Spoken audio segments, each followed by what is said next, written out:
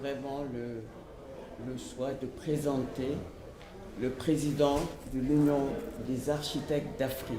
Depuis ce matin, on dit Union des architectes africains.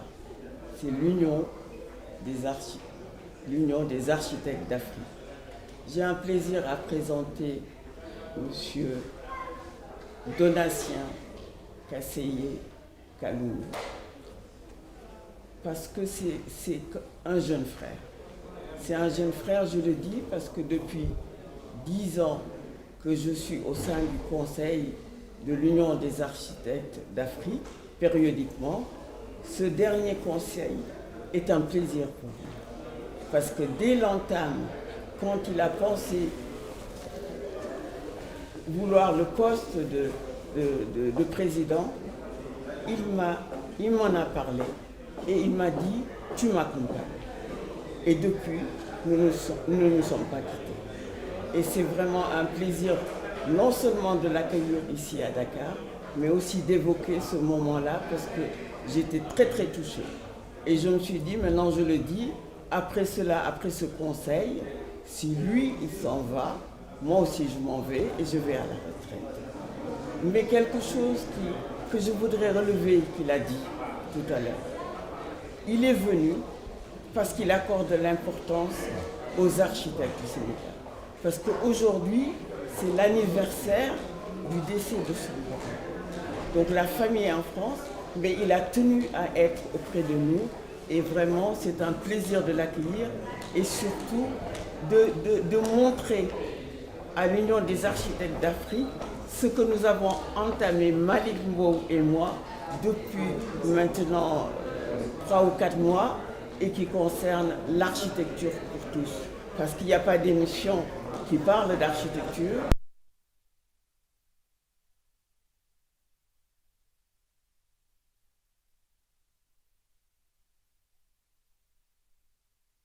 Une émission qui s'appelle Architecture pour tous. Moi-même, je dois dire qu'il m'a donné un regain, parce que j'adore parler d'architecture, et il m'a donné ce regain de faire ces émissions avec lui, et aussi d'être commissaire pour cette exposition du Bakou. Mais je le laisserai développer, mais je veux surtout signaler le Bakou, c'est une union de savoir-faire dans l'art. Je le laisserai développer tout cela. Merci Donatien d'être parmi nous, de bien vouloir échanger avec nous sur l'architecture du continent. Parce qu'il faut le souligner, c'est lui le patron des architectes du continent. Et je le précise. Merci. Je vais prendre la relève par rapport à notre concert Aïda. Aïda, c'est mon binôme. Ça fait depuis quelque temps, on est en train de développer quelque chose qui est inédit, c'est-à-dire une émission d'architecture. Architecture pour tous. Aujourd'hui, Architecture pour tous a le plaisir vraiment de recevoir le président de l'Union des architectes africains. Et je peux le dire parce que depuis 2 ou 3 jours, on courait derrière lui pour vraiment avoir ce capsule avec lui. Parce qu'on a vu un homme tranquille, un homme reposé, un homme qui marche tout doucement, mais qui observe, qui a l'œil pointillé, mais je pense qu'il sait beaucoup de choses. Et c'est ce qui m'a fait plaisir sur lui, avec son élégance, par rapport à sa couleur, son noir. C'est l'effet architecture que lui-même il représente, parce qu'il admet le respect. Quand on le regarde, on sait que c'est un homme qui est assis, qui est tranquille, qui est sur ses bottes et qui ne tremble pas. Et c'est ce qui m'a séduit d'abord sur lui. Quand vous voyez une personne raffinée comme ça, vous savez, à travers de son écriture, à travers de l'architecture, il doit faire des choses géniales. Et moi, je suis content de le recevoir aujourd'hui pour l'émission. Je pense qu'il va nous gratifier de beaucoup de choses. Et Aïda l'a déjà présenté. Moi, je disais simplement, chers amis, chers confrères, et je vous remercie pour tout ce que vous avez fait à travers vos postes quand vous avez été le président. Je pense que les Africains, les architectes l'ont ressenti. Et aujourd'hui, vous êtes là dans un cadre aussi défini, qui est composé par des architectes, parce que ce n'est pas des architectes sénégalais aussi. seulement, c'est des architectes africains. Vous voyez, les œuvres qui sont là sont partagées par tous les architectes. Mais je vous laisse quand même, Monsieur le Président, pour nous présenter, mais je dirais la plupart du temps, chers confrères, ce que vous pensez de votre séjour ici au Sénégal.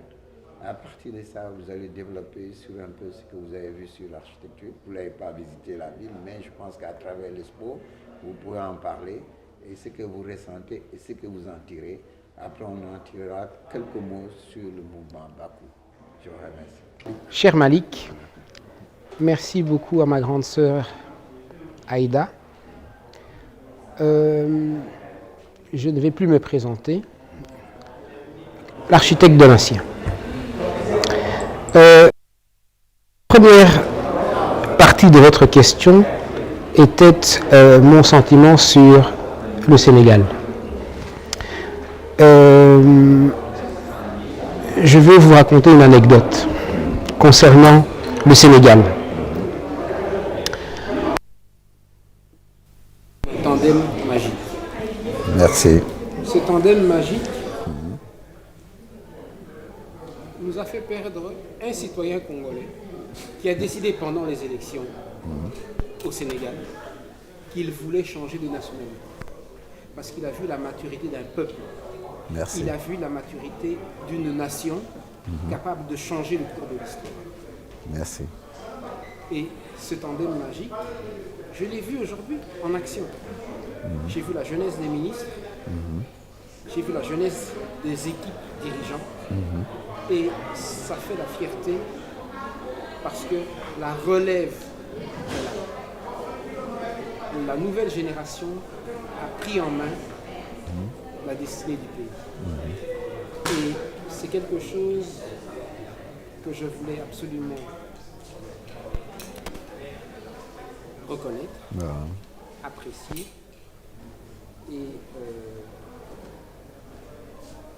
je veux le dire. Non, je vois que vous êtes dans l'émotion parce que ce que vous dites, vous le touchez, vous le dites d'une manière émotionnelle parce que vous le ressentez et vous le dites très bien. Mais je pense que vous êtes naturel. Ce n'est pas pour vous lancer des fleurs, je ne vous connaissais pas avant, mais j'ai entendu parler de vous. Aïda m'a beaucoup parlé de vous. Mais quand je vous ai vu, tout de suite, j'ai senti ce qu'Aïda disait. Ce que vous dites, oui, ce tandem-là a vraiment matché. C'est-à-dire, depuis presque 2 ou 3 ans, ils sont dans une bataille. Ils sont arrivés à vraiment stirper quelque chose, c'est le pouvoir. Et nous, les architectes, nous avons un peu calqué sur eux pour arriver à dire que, mais attendez, si ceux-là, aussi jeunes, inexpérimentés, nous les architectes, pourquoi laissons-nous des étrangers qui vont venir toujours nous prendre le travail?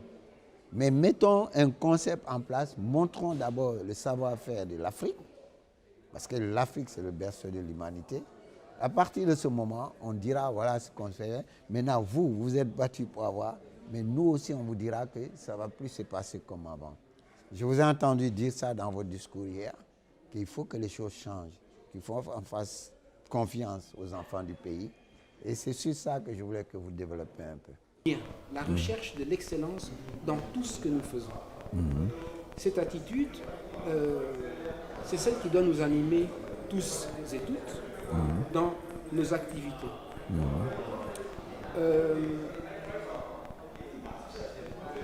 J'ai 4 actes dans ma pratique de l'architecture. Ces actes commencent par le premier qui est l'écoute.